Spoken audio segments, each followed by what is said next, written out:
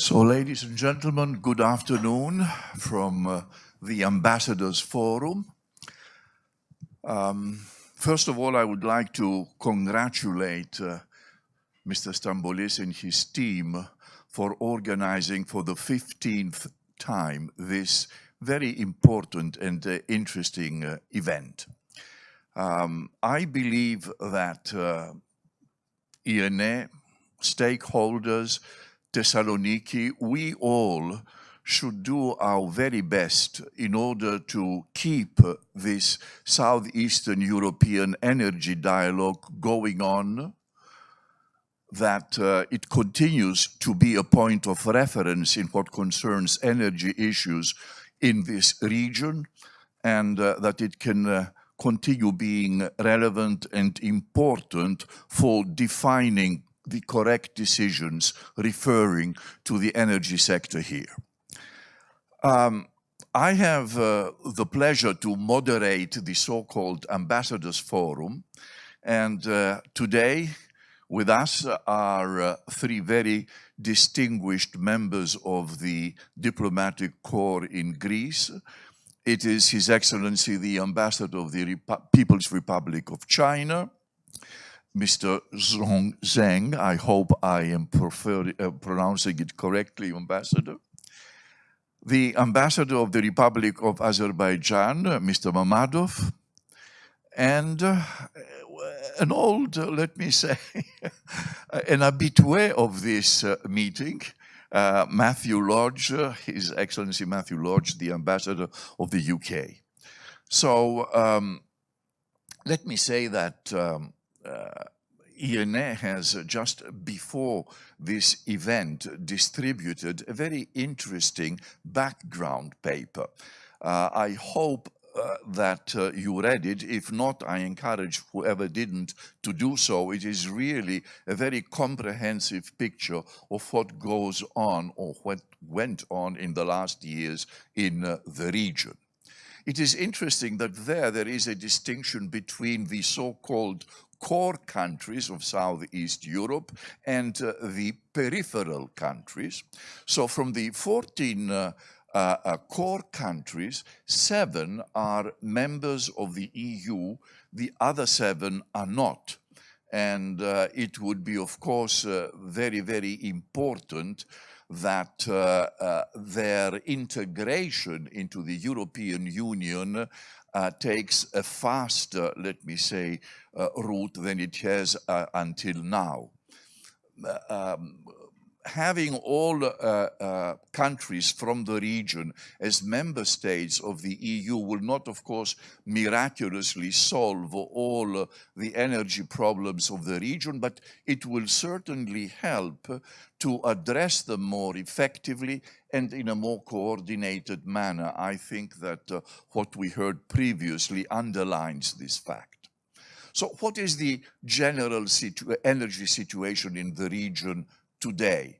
According to this, let me say, background paper that I mentioned, it is rather disappointing, although there is considerable progress in many sectors, like, for example, the rise in many countries of renewable energy sources, especially for generating electricity.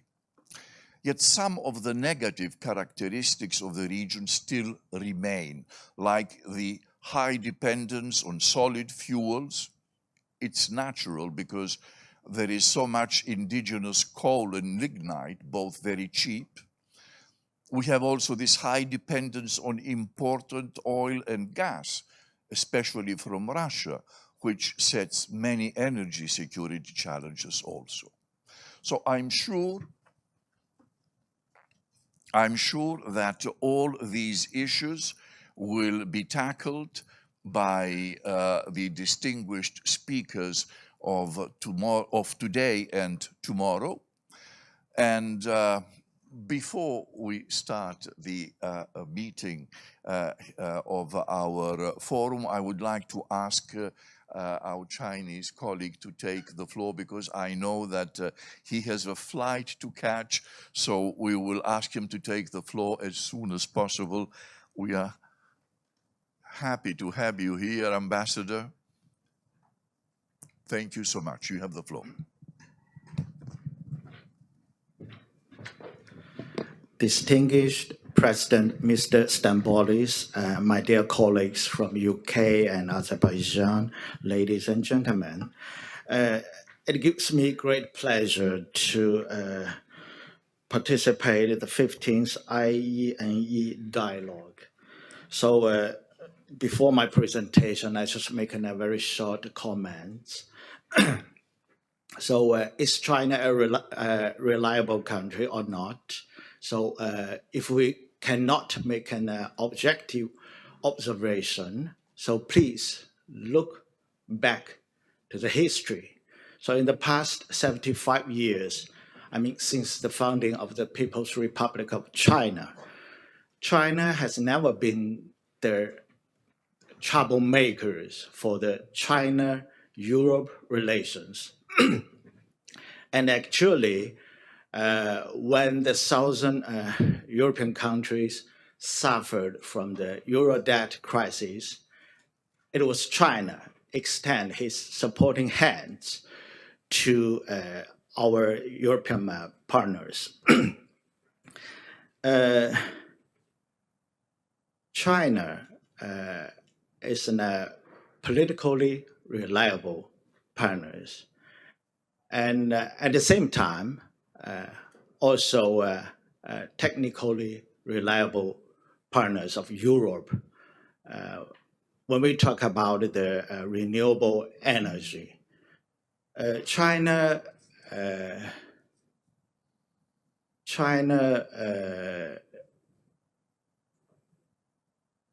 has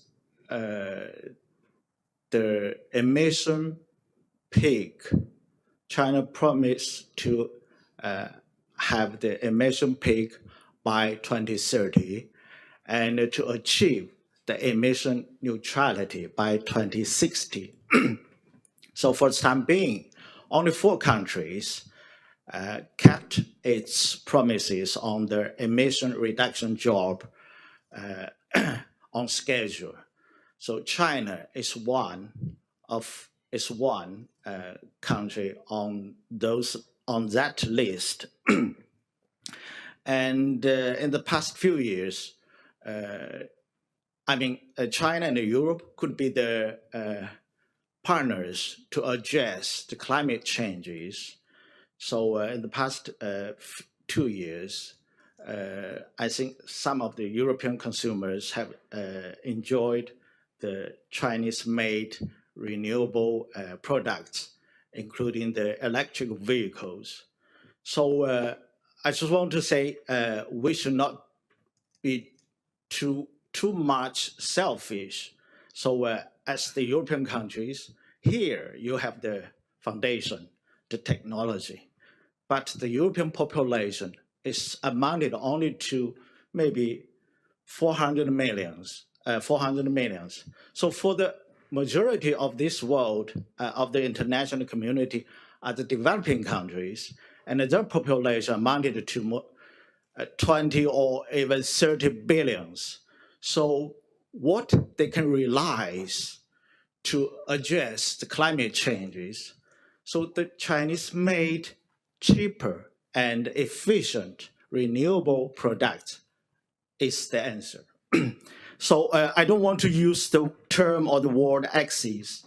So because this words remind me of the history of the World War I and the World War II, which happened in this continent. And this word also reminded me of the lost 20 years in the Middle East, because before I came here, I have a long working experience in the Arabic countries. So I know what they are thinking. So this is a very short comment. So ladies and gentlemen, at the Third Belt and Road Forum for International Cooperation in October 2023, Chinese President Xi Jinping announced that China will continue to deepen cooperation in green energy with partner countries of the BRI. As the world's largest energy producer and consumer, China ranks first in the world by renewable energy capacity. We have rich experience in solar and wind power, hydropower, and long-distance transmission of electricity. China stands ready to work with Greece in energy technology and contribute to the green and low carbon transformation of Greece. So against such backdrop, I would like to share with you some of my observations. Power highway is a key link in reshaping the energy pattern in Europe. Europe remains heavily dependent on imported fuels. The delivery of crude oil and gas from the east to the west has long been the energy solution for Europe. However, in face of mounting pressures from global warming, the region is now shifting more rapidly to green energy. Pipelines are increasingly replaced by power cables, and the changes in the geopolitical landscape in recent years have not only exacerbated the urgency of energy transition, but also made Europe's energy autonomy a priority. The LNG of the United States has been shipped to Europe, filling the energy vacuum left by Russians. This energy supply pattern is a temporary supplement to the Europe's development, far from a sustainable model because it is too expensive, dramatically weakening European products' competitiveness. So Southern Eastern Europe countries are rich in renewable energy sources, but with relatively low energy consumption, while countries in the hinterland of the continent are major energy consumers. Such facts make the transmission of power from south to the north a more acceptable solution for the future. In Greek mythology, Hermes is the god of trade and wealth because he is quick on his feet and moves easily between places. There is also a common saying in China that if you want to get rich, build roads first. This is the basic logic of China's rapid infrastructure construction over the past decades. Efficient and reliable transport is a prerequisite for long distance, large scale movement of factors of production. For the same reason, if Europe is to achieve energy autonomy, it must be able to ensure long distance, large scale energy transmission across the continent. To this end, power highway is indispensable. Greece is an important hub in Europe's power highway network. Located at the crossroads of Europe, Asia, and Africa, this country enjoys a unique geographical position. Lying in the middle of the Mediterranean Sea, Crete is a natural hub connecting Cyprus, Turkey, and Israel to the east and Africa to the south. In addition, with its abundant solar and wind energy sources, Greece has enormous potential in developing clean energy alternatives, offshore wind energy in particular. Greece's favorable location and rich renewable resources put it at a distinct advantage in the regional energy landscape. In recent years, Greece has established its role as an energy hub for southeastern Europe. The Egypt-Greece DC interconnection has been included in the IPTO's 10-year development plan. IPTO is also working to promote the Attica-Crete HVDC interconnection project, and the preliminary work of Crete Cyprus DC interconnection in hope of linking Cyprus to the European electricity grid. Working with its counterpart from Saudi Arabia, IPTO established a joint venture and is carrying out feasibility studies on Greece-Saudi Arabia interconnection project. These efforts show the country's determination in playing a significant role in the European power highway network. China and Greece have broad prospects for complementary cooperation in power resources and technologies. A series of challenges, especially bottlenecks at the technical level, are yet to be solved before the role of Greece in the energy interconnection of southeastern Europe can be fully realized. Greece is far away from the hinterland of the European continent, and traditional AC transmission is characterized by problems such as high transmission losses and limited transmission distance. So it means that in the development of the Greek power grid, priority should be given to the advanced DC transmission technology to achieve long distance and efficient power transmission. With VSC and HVDC technology, the intermittent and unstable wind and solar energy can be converted into flexible, efficient, and clean energy, which can then be transmitted to other European countries via HVDC and UHVDC cables. China has power equipment companies with the most advanced electrical technology, the most complete types of equipment, and the most complete industrial chains in the world. They are able to meet the needs of power projects of all kinds, leveraging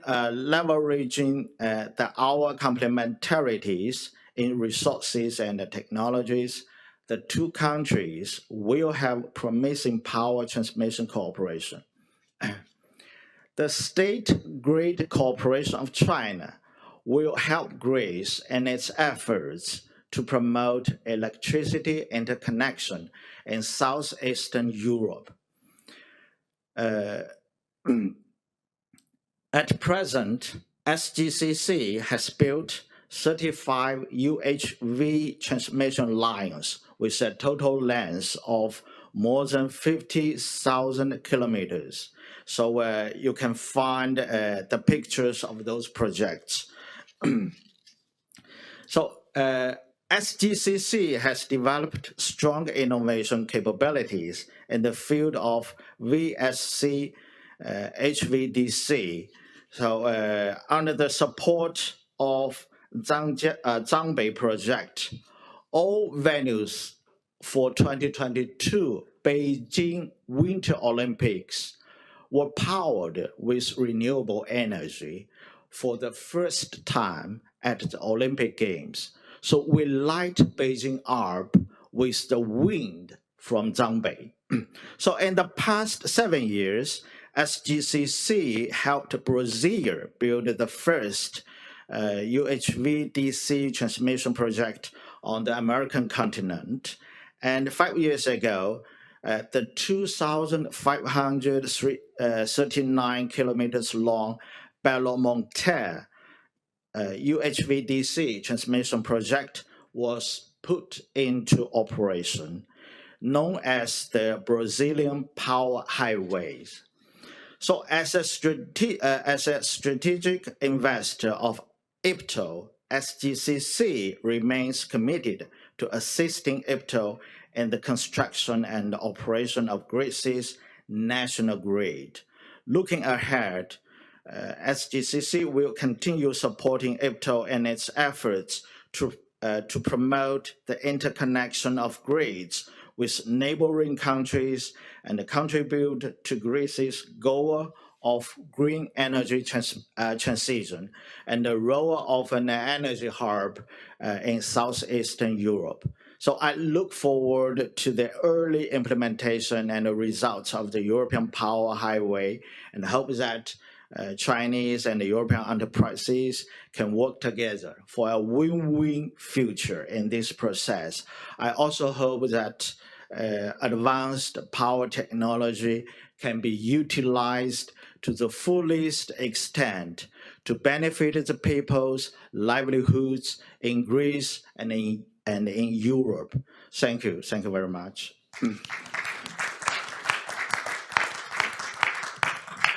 Thank you, Ambassador. Thank you very much. You have to go.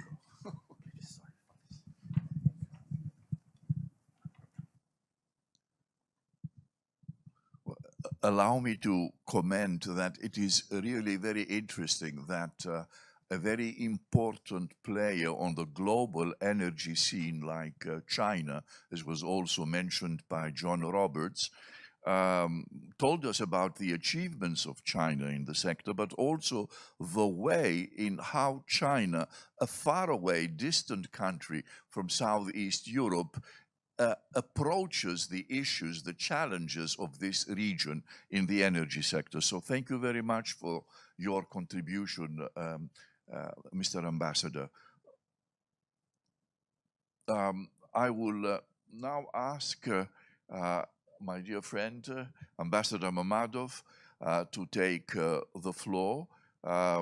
Azerbaijan is also not in the core or even the peripheral countries as defined by the background paper of ENA, but it is very much present in almost all of the Southeast European countries. So we are looking very much forward to what you say, Mr. Ambassador. The floor is yours. You can either speak from here or if you want to go to the podium, whatever.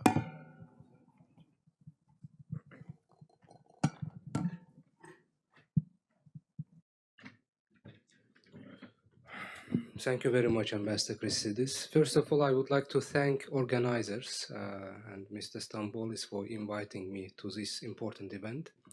It is a delight and honor to present among you, to be among you. Actually, Deputy Minister Alexandra Zduku made a very good overview of the situation, where Azerbaijan stands in terms of energy cooperation with the European Union and Southeast Europe. And there is not much to add, actually, but I will try to add few points regarding Azerbaijan's cooperation with the European Union and Southeastern European countries. So, ladies and gentlemen, Azerbaijan and the EU in general are strategic partners when it comes to the energy. And this terminology is enshrined in 2022 Memorandum of Understanding signed between the European Union and Azerbaijan. We have Southern gas corridor, which connects all the countries through which this pipeline system, the pipeline system goes through. So this pipeline system, the so-called Southern Gas Corridor, consists of three pipelines, major pipelines. The first one is South Caucasus pipeline, which starts in Baku, goes all the way through Georgia to Turkey. Another important part of the Southern Gas Corridor is Trans-Anatolian pipeline, which goes all the way through Turkey and connects to the TAP pipeline, Trans-Adriatic pipeline, in the Greece-Turkey border, which runs through Greece, Albania, all the way to Italy. So this is a 3,500 kilometer long pipelines that unites all these countries. We have started exporting our natural gas to Europe since 2020, December 2020. And last year, we managed to export through the Southern Gas Corridor around 20 billion cubic meters of natural gas to European countries. And when we are talking about European countries, of course, here I would like to mention especially six countries. It's Italy, Greece, Bulgaria, Serbia, and others. And Romania is among them as well. So Greece, according to our agreement, long-term agreement, gets 1 billion cubic meters of natural gas, in line with the agreement. And since 2022, when we have introduced interconnector Greece-Bulgaria, Bulgaria started to get Azerbaijani gas. It's now around this year it should be around 1.5 billion cubic meters of natural gas, and it covers 50% of needs of in natural gas of Bulgaria. Then in 2023, at the end of the 2023, we have completed, or let's say our partners completed the interconnector between Serbia and Bulgaria, through which now Serbia is supposed to receive around 400 million cubic meters of natural gas of Azerbaijan origin. So as you can see, there is a excellent cooperation between Azerbaijan, which is a supplier of natural gas to its European partners, and European countries, especially Southeastern European countries. Individually taken, let's say we are a big player when it comes to the natural gas supply. We are a very big player in Southeastern Europe, and we are very happy with this situation, of course, because it's a win-win situation. On one side, Azerbaijan is able to export its natural gas, its resources, and on another side, European countries are able to get natural gas, which will help them or helps them to in energy transition, as well as to power the consumers. But our corporate, and of course, the memorandum of understanding between the European Union and Azerbaijan in 2022 does not end with only the natural gas. Yes, one more important point is that we have committed ourselves, according to the memorandum, to increase the amount or the volume of the natural gas exported to the European Union to 20 billion cubic meters by 2027. So as you can see, it is important to note that we see that in the future, the cooperation between Azerbaijan and Southeastern European countries, European Union, will be even stronger. But it doesn't end here, because one of the clauses in this memorandum of understanding includes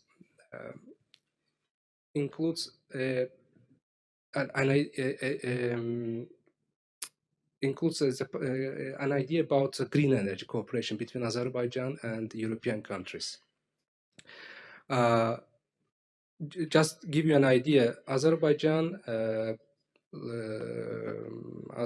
intends to get 30% of its energy from renewable sources until 2030.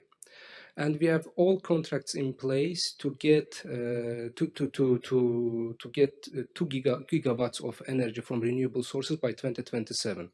And it is all about foreign direct investments. We are working together with Masdar of UAE, Aqua Power of Saudi Arabia, so that we can build solar power and wind power stations. And according to other contracts which are in place as well, we will get around 5 gigawatts of green energy from renewable sources by 2030. So our idea, our let's say purpose is to have renewable sources in our energy mix, or to get 30% of our energy from renewable sources by 2030.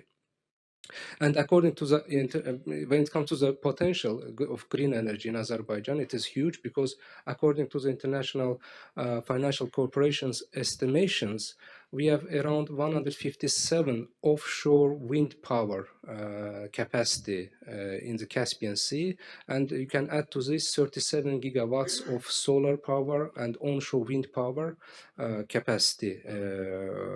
So we have let's say sufficient resources to get and to be sufficient in terms of energy from renewable sources, as well as to export to the European countries green energy as well. So thus in 2022 we have also signed an agreement with Romania, Georgia, and Hungary to build to connect our power grids. And in order to do this, we intend to build to connect our power grids underneath of the Black Sea through the cable, so that we are able to export green energy to European countries as well. So Azerbaijan was, let's say, since 90s, we were exporter of oil to European countries, to international markets.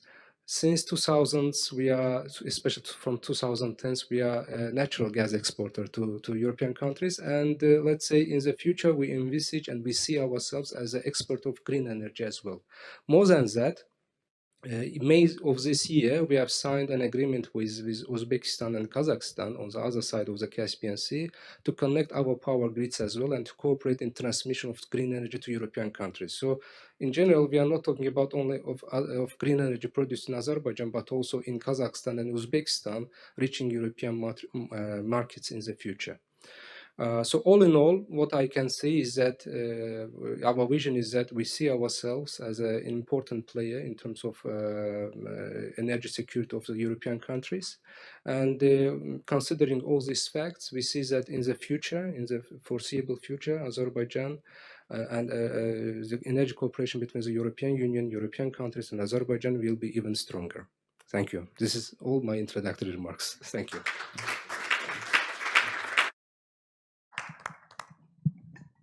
Thank you very much, Ambassador. And Azerbaijan was always very important for the European energy market. It became even more important, as you mentioned, after 2022. And we are very happy to hear that apart from exporting gas and oil to the region and also to Europe, you plan to be a protagonist also in what concerns green transition. We will discuss this later, perhaps when some questions will be addressed to you. I have now the pleasure to give the floor to His Excellency, Mr. Ambassador Matthew Lodge, an old, as I said, habitué of the Southeast European Energy Dialogue here in Thessaloniki. We were together last year and hopefully will be again next year, Ambassador. You have the floor. Thank you.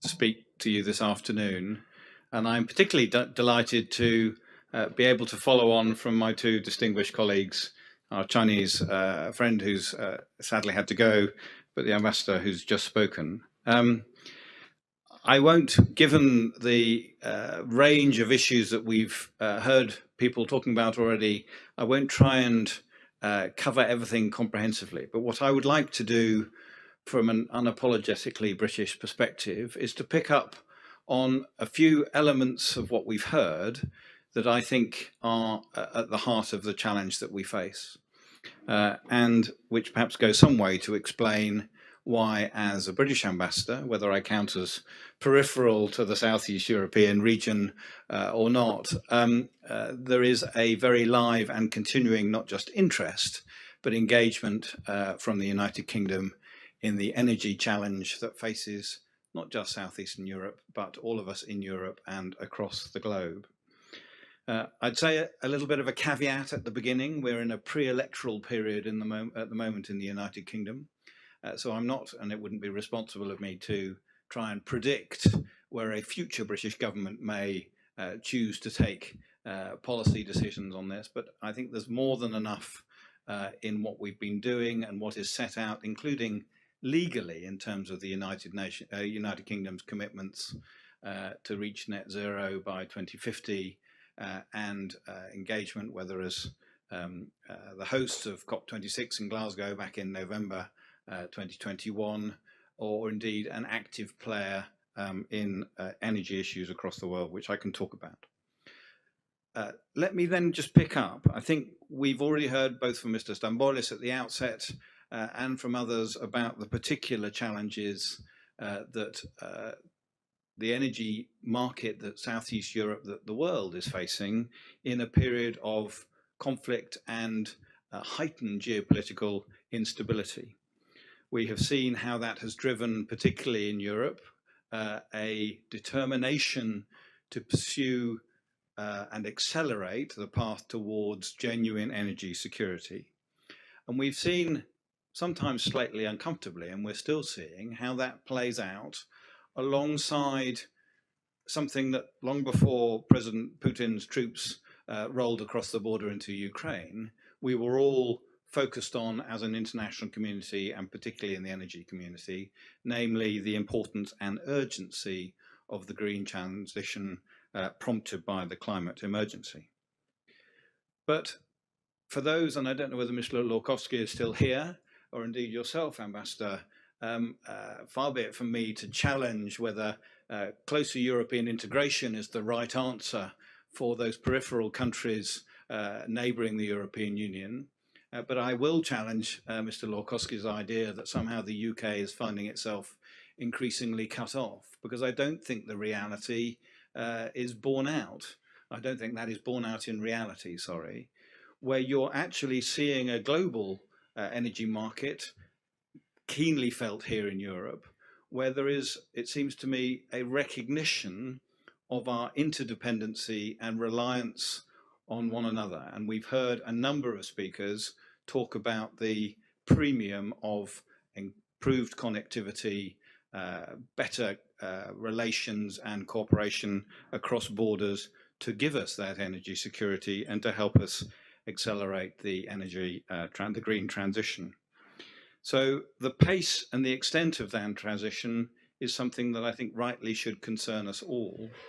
And how we go about doing that, certainly from a United Kingdom perspective, is something which the current government has been very focused on, and I anticipate will continue to be an issue for an incoming government of whatever flavour, namely how you manage that tension between our climate goals, our green transition, and the fundamental importance for our open liberal economies of ensuring sustainable, reliable energy supplies at an affordable cost, and crucially, encouraging investor confidence so that, because this cannot be done, very interesting to hear the Chinese ambassador's conversation, but unless you're China, and even if you're China, this cannot be done by government and government alone. This is not just a public sector responsibility or challenge. It has to be a partnership between public and private. And how we create investor confidence over the multi-year time horizons to enable the changes and adaptations to our energy infrastructure is a key challenge for us all. And yes, the European Union will have and has a fundamental role in setting a regulatory framework which drives progress towards carbon neutrality, but doesn't do so in a way that makes costs unaffordable or that prohibits or discourages investment itself. And I'd go further on from that. We have collectively, again, an enormous technology and innovation challenge. It was only a couple of weeks ago in Athens, in Piraeus, where the Posidonia exhibition took place this year. And once again, as it was 2 years ago, the big debate amongst the global shipping community is not about decarbonisation and the importance of decarbonising. It is about how do you identify the technology to enable a global fleet to decarbonise and still to operate and function and remain competitive and deliver what we require it to do. And then lastly, unapologetically, again, as a generalist and a diplomat, not as an energy economist or an expert, there is, I would argue, a crucial component that we also need to be focusing on, namely that of political and domestic saleability. We can have our strategic discussions about what governments and nation states are doing. We can look at what the European Union is doing. We can look at what the People's Republic of China is doing. But ultimately, for the changes that we require to deliver the green transition, for the adaptations in our energy infrastructure to be invested in, to be followed through, and to take effect. And we hear some of the challenges for Southeast Europe on that regard in that paper, that excellent paper. you have to have governments, certainly in democracies, who are able to sell the argument to their voters, to their electorate, and to drive that through, because you cannot, we will not be able to implement the changes that we need to if we are feeding a populist narrative that somehow seeks to reject the science, or you are undermining existing workforce structures and employment models in a way that does not offer an alternative, and that you're not bringing society with you. So from the United Kingdom's point of view, this is and remains undeniably, yes, a Southeast Europe challenge, but also a European challenge and a global one. And that is why we remain committed to the UNFCCC, it's why we remain committed to the work that COP is doing, and we wish the upcoming hosts every success with that. But it's also why on a national level, we are continuing to support regional efforts, interconnectors, and so on that promote and enhance regional stability. We're also using the UK's particular technological experience and advantage to share that best practice where we have it. And I was delighted to see Minister Zdoukou talk about the importance and enthusiasm here in Greece for investment in wind power, and particularly offshore wind.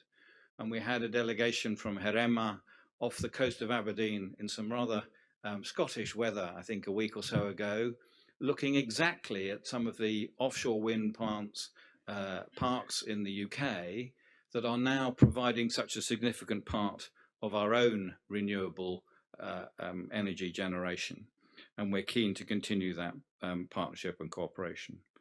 And it's not just in wind, it's obviously also about grids and infrastructure. We're delighted that Mytilineos, now Metlen, is involved in a partnership to construct a grid, an interconnector that is connecting Scotland, East Lothian, with Durham in the northeast of England, precisely to reinforce the United Kingdom's grid, to bring renewable wind-generated power to markets, to consumers further south on our island.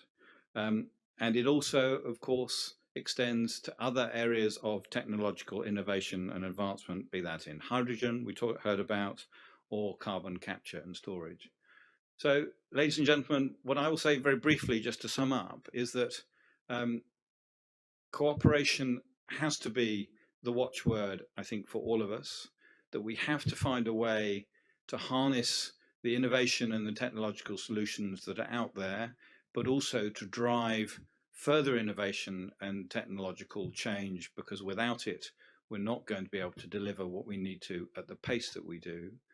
And yes, connectivity, regional cooperation is absolutely indispensable, but that should not be done in a way that brings political labels, pressures, or constraints to it, because again, I think the urgency of the requirement is such that we need to be cooperating and creating energy security for all of us, so that our economies can continue to thrive and grow. Thank you very much. Thank you so much, Ambassador. Indeed, there is so much competition, you mentioned it, and it reminds me that although there is so much competition in the energy sector, globally speaking, there is also some hope. It reminded me of what this guru of energy issues, Daniel Yergin, once said, that when he was writing his very famous latest book, The New Map, he said that I feel I was writing about the beginning of a new Cold War. And when asked what he meant with that, he said, well, compared to the old Cold War, things are more complicated now because China, Europe, and the United States are so deeply integrated. And yet, at the same time, there is increasing competition in military terms as well. These economies are so tied together that mutual self-interest and interdependence should act as a deterrent. So there is some hope perhaps there. Mr. Stambolis, I don't know if we have time for any questions because we have. Well, concerning the questions I had for Ambassador Lodge, you already responded, mentioning the latest Greek delegation, also from the Ministry of Environment, that visited the wind farms in Scotland. This is a technology that we need here in Greece, and hopefully it will make wind power more popular here in Greece also. After all, it has so many fans, or it should have many fans. So I have a question for Ambassador Mamadov. You mentioned about your involvement in the greening transition, and it reminded me that Azerbaijan will be hosting in November 2024 the COP29. If you could mention one or two of the priorities of this conference, I think it would be very interesting for participants. Thank you very much. Indeed, we are chosen as the host of the COP29, and we are honored with this decision. And at the same time, we understand the great responsibilities that fall on our shoulders with this. When the decision was taken to award Azerbaijan with the hosting of this event, actually we had very little time for preparations. Usually it is 2 years, but in our case it was less than a year, and it was a challenge. But somehow our team of COP29 team so far managed successfully this challenge. Till June, they were in an active phase of listening to different interlocutors about their expectations. And since June, we are in an active phase of reaching consensus regarding the outcome documents of COP29. So, of course, the financing issue will be the most important one. We need to mobilize financing in order to mitigate and loss and damage issues, to cover all these issues. And I think this is one of the biggest problems. And our position is that Azerbaijan is well placed to reach to lead negotiations in this regard, because we used to be. We recently concluded our chairmanship in Non-Aligned Movement, which is the second biggest grouping of world countries after the UN, and we believe that we will be able to use this experience in order to reach a consensus between Global South and Global North, so that we are able to deliver expected outcome at the COP29.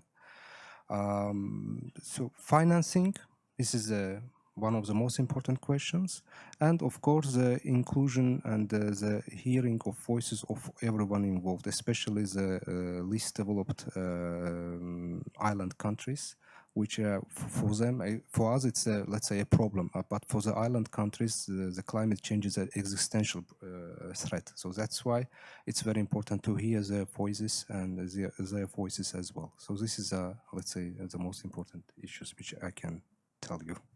Thank you, Ambassador.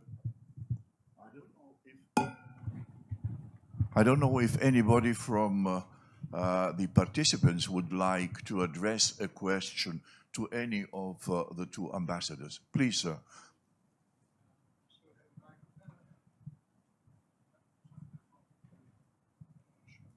We have three, so that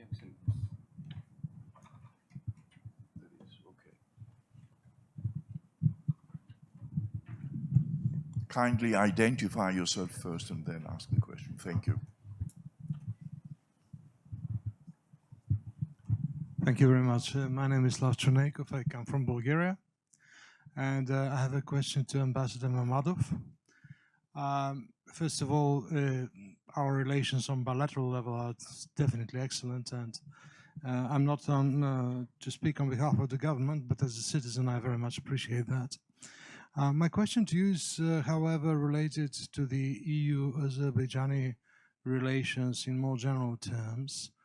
Currently, I think that the cooperation agreement between EU and Azerbaijan is from 1999.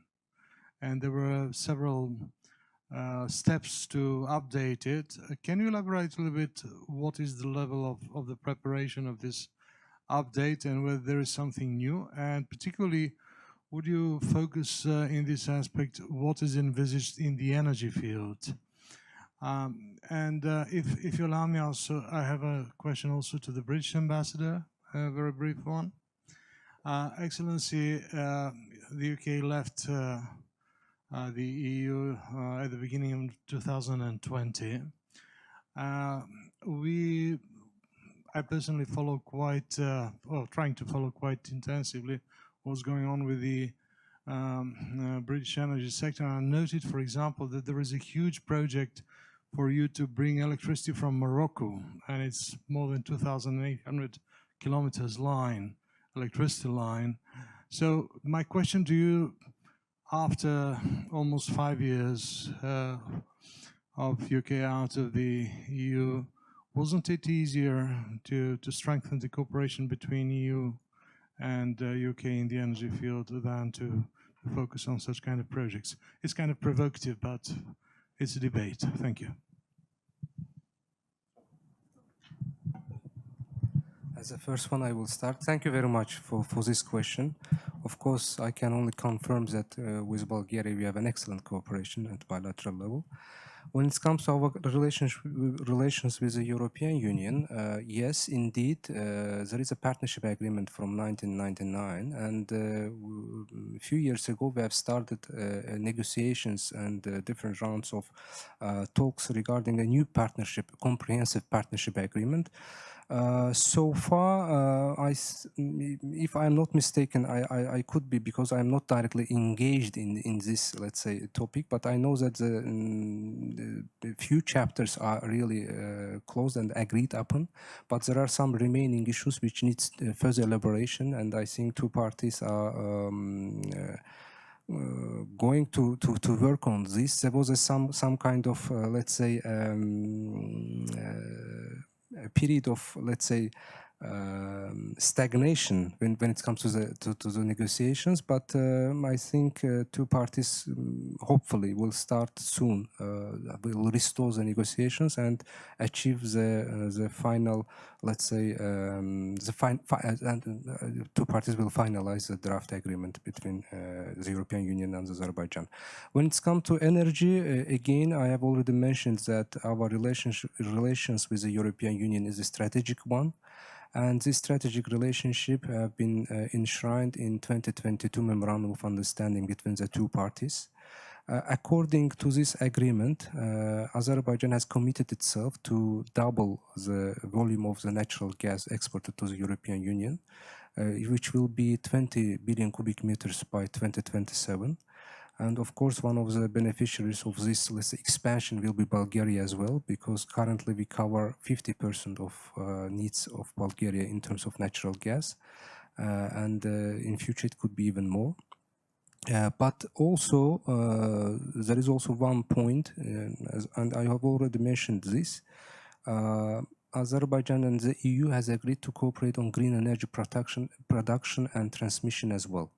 Last year in 2023, as a continuation of this Memorandum of Understanding, EU and Azerbaijan has signed an agreement to cooperate on production of wind energy on the Caspian shores of Azerbaijan. And I think this agreement envisages usage of European experience, European companies' experience in wind power production in Azerbaijan sector of the Caspian Sea. In 2022, we have also signed with European Union members, Romania and Hungary, and I know that Bulgaria is very interested in this project to transmit green energy produced in Azerbaijan to European Union underneath of the Black Sea. Georgia is also, of course, there. So we intend to connect our power grids through cables underneath of the Black Sea, so that Azerbaijan can export green energy produced produced in Azerbaijan to European countries. So the prospects are bright, and the future, I think in the future, Azerbaijan participation in European energy security will be even stronger. Thank you.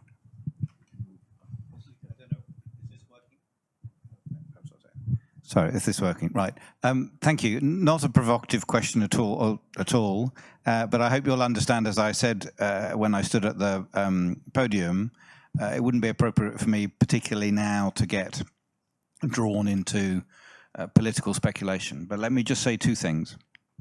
Firstly, it is a historical fact that the decision to leave the European Union was the result of a democratic referendum that took place in 2016. Secondly, the British position, which I tried to set out, is, I think, perhaps like British positions are often, deeply pragmatic, and it is a recognition of the importance of energy security, but not just energy security through secure supply, but actually diversification of energy sources. And in that respect, the approach that we have, the energy mix in the United Kingdom, continues to be a deliberate choice. And if there are options, strategically attractive, commercially viable, that are being explored, then I don't think that is an unwise thing to do. But I also think, as I tried to say, that our nearest neighbours and the United Kingdom need to be cooperating, collaborating, to ensure that Europe and the West's economies and societies are able to rely on sustainable, secure energy provision. I'll leave it at that. I hope that answers your question in part. Yes, Mr.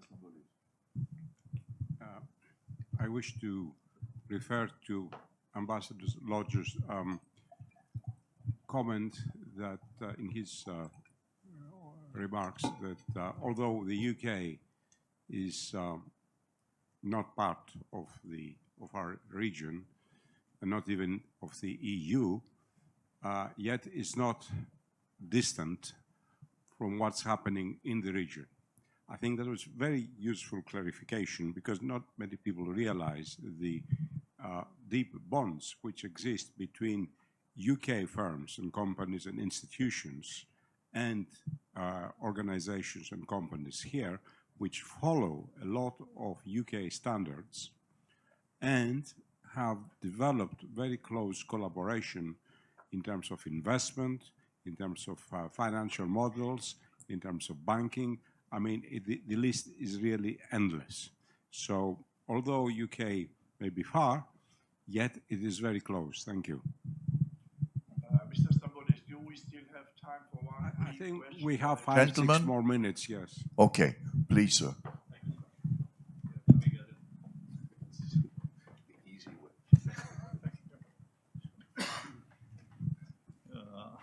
Thank you very much. Ambassador, I would like to commend the speakers for their very interesting presentation. I would have a couple of comments and observations, perhaps a question. We can't hear you. Can you please bring it closer? It's supposed to be, is it? This one doesn't seem to work. Now it does. Okay, it does. Okay. Well, compliments for the presentations once again. A couple of observations that I wanted to make. Ambassador Lodge, you mentioned that it's difficult to manage the relation between the neoliberal systems and generally the green transition, which is extremely expensive. We all know that, of course. But and in view of that, one of the challenges is that it cannot be done only by the public, but it has to be done with public and private thing, combination. How do you do it? The question is that you posed. I think it's a very good question, and it's very difficult not to answer. I mean, answers can be of all kinds, but to come up with a feasible and implementable answer would be very important for all of us. And in view of that, you mentioned decarbonization, how to do it, given how expensive it is, and to remain competitive. Now we're seeing what's happening in Germany due to gas and the rest. But one of the things that you said in view of that was to try to sell it to the voters. Selling it to the voters, I mean, voters buy everything pretty much. It's not much of a big deal to sell it to the voters, but how can it be done and who would pay for it? And in view of that, I would mention, because I think you mentioned in view of decarbonization also the carbon capture. And it was recent, not exactly very recently, several months ago, in a congressional hearing out there in the US, the question that was posed to Special Envoy, U.S. Envoy for Climate Issues to Kerry, and the question was in view of a very ambitious and pretentious goal of trying to do the air carbon capture, CO2 capture, which is in the air, and which is assessed by the scientists at some 1.6 trillion tons. And evacuating that or capturing that costs about $1,000 per ton, which means... Question, please. Yes, I'm coming to... And the cost for it would be about 1.6 quadrillion. I mean, it's a number that's that can hardly be comprehended. How does one do that and reconcile the gigantic costs with the targets, which are very ambitious and very, very positive, but difficult to implement? And that would basically be my question, even though you answer it in a way. Thank you. By the way, I did not introduce myself. My name is Pula, Professor Pula, from the University of Pristina in Kosovo, Faculty of Electrical Engineering and Computer Science. Thank you. Thank you, sir. Am I allowed 30 seconds, Ambassador, to try and just recap on that very briefly? I mean, I know it sounds simple, but I think there are 4 levels and they all have to work together. So there has to be a clear strategy, and that's where COP comes in, and that's where international discussion such as this comes in, and we have to agree on what that strategy will be. It then comes down at a national level to national government, well, supranational European Union, but for governments or bodies like the European Union to take on those responsibilities and to work out how they're going to do them within their democratic framework, and crucially to provide the regulatory framework to give the certainty for investors and the clarity for the scale and duration of investment required to make that investment happen. And then it comes down to a local and right down to an individual level, which is our willingness to shoulder our part of this, because it's not for any of us a problem where we can just say, oh, that's government's problem, that's the COP delegates' problem, that's BP's problem, that's whoever's. We all have a part to play, and it needs to work at each level. And if we do that, we can make it work. Thank you so much. We are well beyond our time, so thank you everybody for your kind attention, and of course my gratitude to Ambassadors Lodge, Ambassador Mamadov, and our Chinese colleague who unfortunately had to leave earlier. I'm sorry we didn't talk about global warming because it would be such an icebreaker. But still, many, many thanks. I believe that all participants enjoyed your participation and involvement in this discussion. Thank you all.